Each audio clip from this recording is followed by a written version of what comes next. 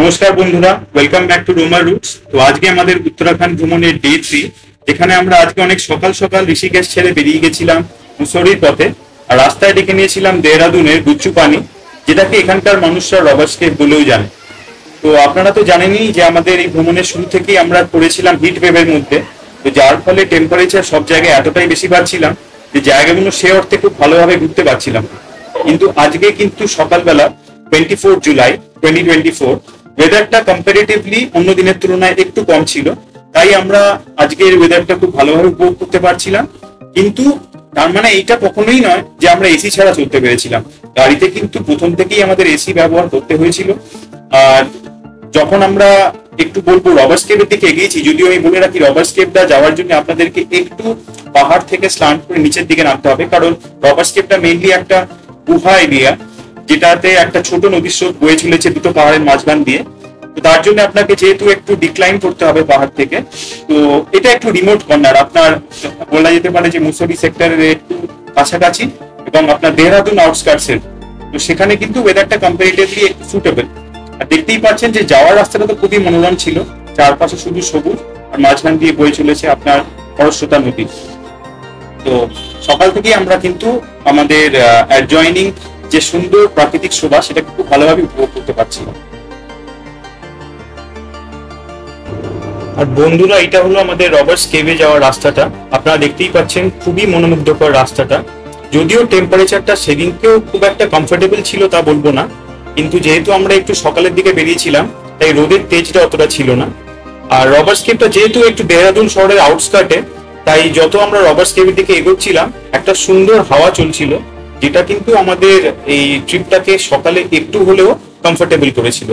যদিও কিন্তু এটা বলে রাখি যে এই জুলাই মাসের শেষের দিকেও আমরা যখন মুসৌরি ঘুরেছি, এবারে বা ঋষিকেশে ঘুরেছি, ঠান্ডার কিন্তু রেশমাত্র ছিল না। বলতে বলতে আমরা চলে এলাম রবার্স কেভের এন্ট্রেন্সে। রবার্স কেভের একটা খুবই মিনিমাল এন্ট্রি ফিজ আছে, অ্যারাউন্ড 35 মতো। তো অ্যাডাল্টস এর জন্য 35, আর যারা আন্ডার এজ 5 তাদের জন্য ফ্রি। তো এইটা একটা খুব সুন্দরভাবে ওখানকার সরকারি জায়গাটাকে রিনোভেট করে টুরিস্টদের জন্য তৈরি করেছে।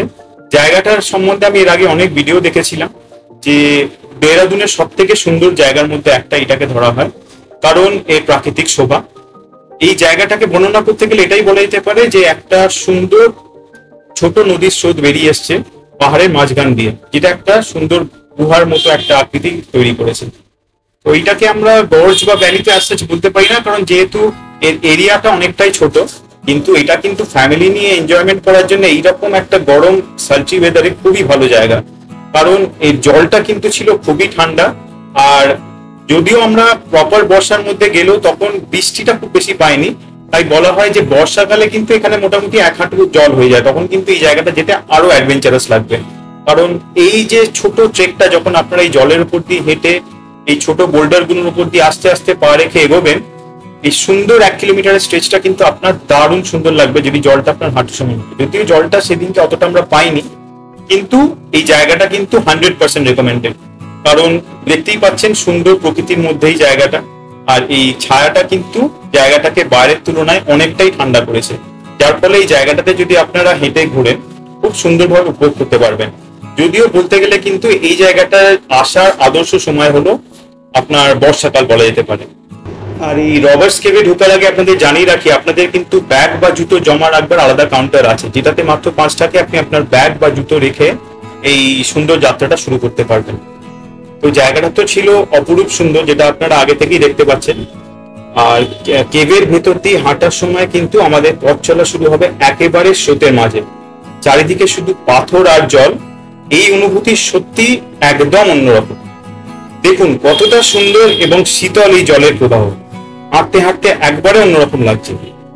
এই জায়গাটির রহস্যময়তা এবং প্রাকৃতিক সৌন্দর্য সত্যি আকর্ষণীয়। এখানে আমরা দেখতে পাচ্ছি প্রাকৃতিক সৌন্দর্যের গঠিত একটি গুহা এবং পাথরের গঠন, প্রতিটি কোণায় রয়েছে আলাদা আলাদা সৌন্দর্য। এই প্রাকৃতিক গঠন এবং পাথরের দৃশ্য সত্যি অভাবনীয়। এখানে আসার অভিজ্ঞতা একেবারে অসাধারণ এবং এই জায়গাটা 100% রেকমেন্ডেড।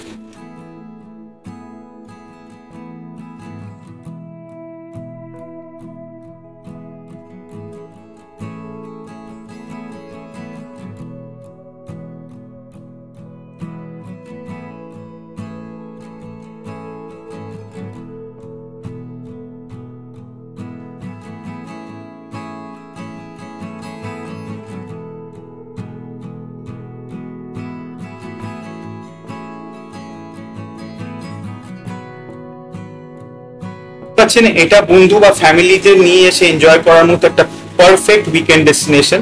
তো এখানকার অনেক লোকাল মানুষই যার জন্য এখানে আসে। এখানে অনেক মানুষের সাথে আমার পরিচয় হয়েছিল যারা কিন্তু এখানকার লোকালি মোস্টলি, তারা সবাই বলছিল যে মোটামুটি প্রত্যেক অল্টারনেট স্যাটারডে সানডেতেই ওরা এখানে আসা প্রেফার করে, যদি ওখানে জলের লেভেলটা সুটেবল থাকে। কারণ এই জলের লেভেলটা কিন্তু সারা বছর একরকম থাকে না, যেটা খুবই স্বাভাবিক, কারণ এটা তো পাহাড় থেকে জলটা নেমে আসছে।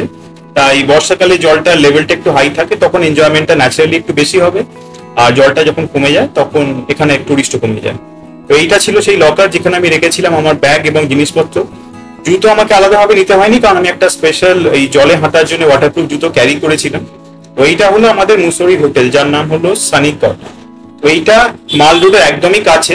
রিভিউ আমি পড়েছিলাম খুবই ভালো, কিন্তু জাস্ট এটার একটা মাইনাস পয়েন্ট পেয়েছিলাম, যেটা হলো এটার লোকেশনটা, এটা একটু খারাই ছিল। আর এইটা হলো খুবই বিখ্যাত ওখানকার একটা ফুড জয়েন্ট, যার নাম হলো আপনার লাভলি অমলেট সেন্টার।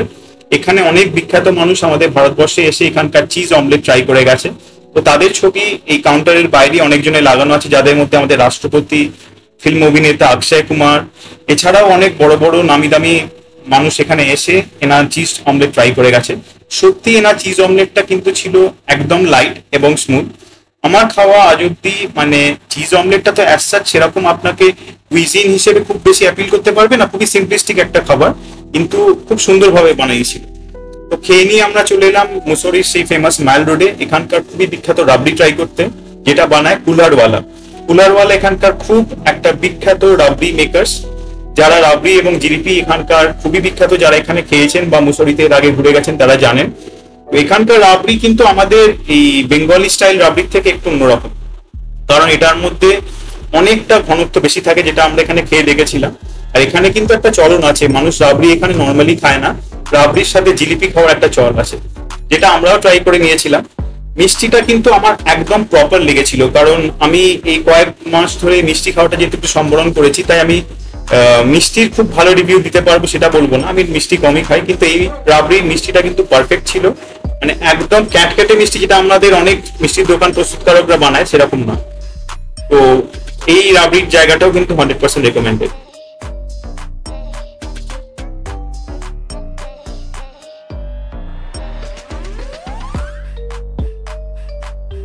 তো বলতে বলতে চলে এলাম এনাদের খুবই একটা বিখ্যাত টি হটস্পটে, যেটার নাম হলো তান্দুরি চায়। তো তান্দুরি চায় এখানকার মানুষরা বলে নাকি এখান থেকে উৎপত্তি হয়েছে, যেটা নিয়ে অনেক বিতর্ক আছে, আমি এর মধ্যে যাব না। কিন্তু তান্দুরি চায় যে এই ছেলেটা বানিয়েছিল, মানে যে এখানকার মেন এন্টারপ্রেনার, এনারই দোকান এটা যেখানে আমরা খেয়েছিলাম। চাটা কিন্তু আমার, যদিও আই এম নট আ টি লাভার, কিন্তু আমার খুব ভালোই লেগেছিল। আর চিপে যাব আর আমার এই বন্ধুরা থাকবে না, সেটা তো হতেই পারে না। তো মাল রোডের ঠিক জাংশন পয়েন্টে এসে পেয়ে গেছিলাম 4-5 জন বন্ধুদের, তাদের জন্য একটু বিস্কিট কিনে নিয়ে তাদেরকে খাইয়ে চলে গেছিলাম আমাদের নেক্সট ইম্পর্টেন্ট ডেস্টিনেশন, যেখানে আমরা চকলেটস বাড়ির জন্য নিয়েছিলাম আর ওখানকার হট চকলেট ট্রাই করেছিলাম, চিক চকলেট। হ্যাঁ, নামটা আপনারা মনে রেখে দেবেন, এখানকার সব থেকে ভালো চকলেট সেন্টার, কারণ এখানে হ্যান্ডমেড চকলেটস আপনারা পাবেন, যেটা পুরো মুসৌরি জায়গাতে ঘুরলে আপনারা হয়তো অনেক জায়গাতেই পাবেন। তো তার মধ্যে এটা কিন্তু খুব হাইলি রেটেড, কারণ মুসৌরি কিন্তু নিজের কেকস বেকারিজ এর জন্যই বিখ্যাত। তো তার মধ্যে এই জাংশনটা কিন্তু আপনারা মিস করবেন না। তো আপনাদের দেখিয়ে দিচ্ছি চিক চকলেটের ইন্টেরিয়ার্সটা, খুবই ভালো লেগেছিল আমাদের এখানে।